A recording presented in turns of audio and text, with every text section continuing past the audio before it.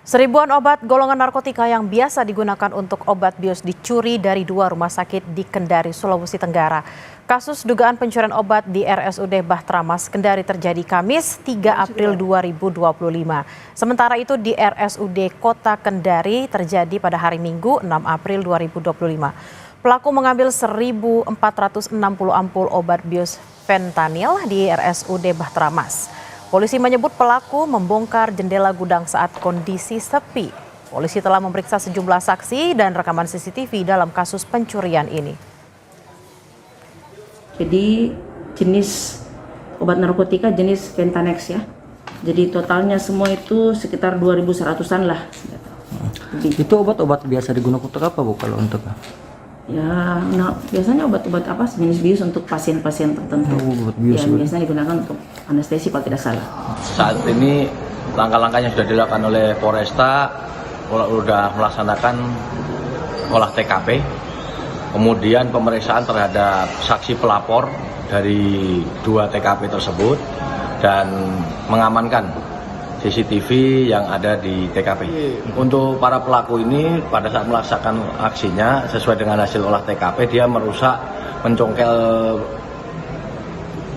pintu jendela. Lebih lengkap soal kasus pencurian obat bius di RSUD Kota Kendari, kita bergabung dengan Direktur RSUD Kota Kendari, Sukirman, lewat sambungan Zoom. Selamat siang Pak Sukirman. Selamat siang Bu. Pak Sukirman, bagaimana kronologi kasus pencurian obat bius ini, Bapak boleh diceritakan kepada kami? Jadi kecuriannya di saat libur panjang, di mana pada saat libur itu pelayanan rumah sakit itu kan cuma dilakukan di UGD. Yang selamanya ini ramai, tapi karena libur panjang, kita rumah sakit sunyi dimanfaatkan oleh oknum tidak bertanggung jawab datang mencuri obat-obat golongan narkotika di rumah sakit. Pak Sukirman, apakah memang ketika libur panjang itu tidak ada shifting khusus gitu untuk security, untuk mengecek di tempat-tempat terutama untuk obat bius ini sendiri, Bapak? Tetap ada security yang berjaga. Memang gudang obat ini selama ini kan kalau selama ini kita menggunakan sistem dipantau tidak 24 jam. Nah, cuma waktu libur panjang ini ya mungkin lagi sunyi, dimanfaatkanlah situasi itu datang ke rumah sakit dan memasuki gudang obat dengan cara mencungkil pintu, kemudian membobol juga pintu lemari narkotika.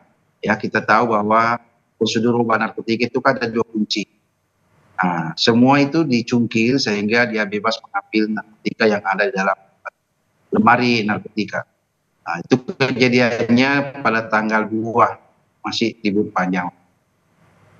Pak Sukirman, apakah memang kasus ini sudah dibawa ke ranah hukum dan apakah memang dari rumah sakit sendiri sudah mencurigai pihak-pihak tertentu yang misalnya terlihat di CCTV suka bolak-balik ke daerah tempat penyimpanan obat ini, Bapak?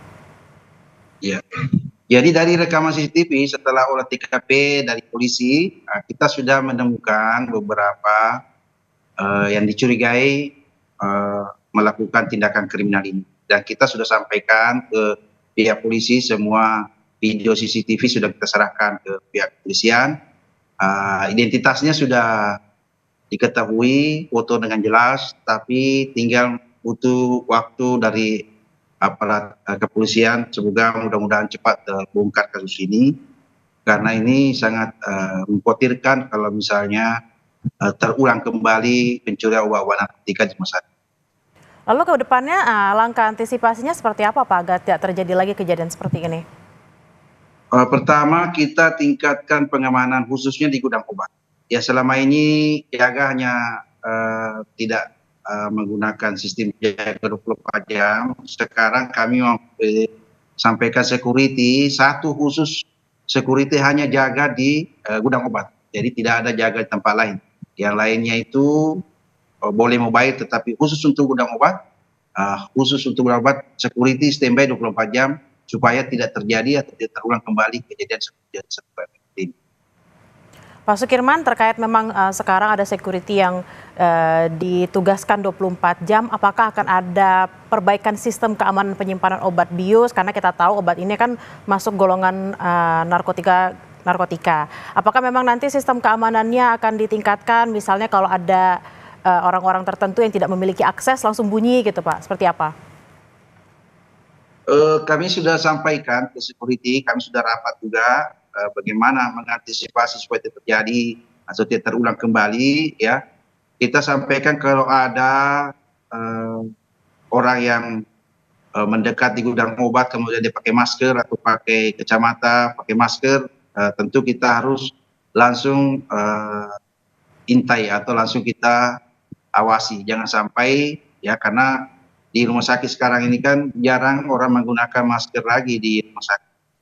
Jadi kalau ada yang masih menggunakan masker di sekitar gudang obat dan kacamata seperti yang terjadi pada curian itu ya, maka saya perintahkan kepada security untuk langsung mengintai atau langsung mewaspadai, jangan sampai terulang kembali. Insya Allah dengan habis keputusan bersama kemarin kita akan adakan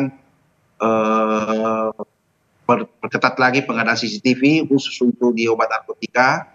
Kemudian security standby 24 jam, sehingga dengan sistem ini saya yakin insya Allah tidak akan lagi terjadi hal yang serupa ke depan. Pak Sukirman, sebenarnya seberapa bahayanya sih ketika obat bius ini kemudian beredar di masyarakat dan ada orang yang beli tapi penggunaannya tidak sesuai dengan dosisnya gitu Pak? Ya, pertama obat narkotika ini kan pengawasan langsung ya.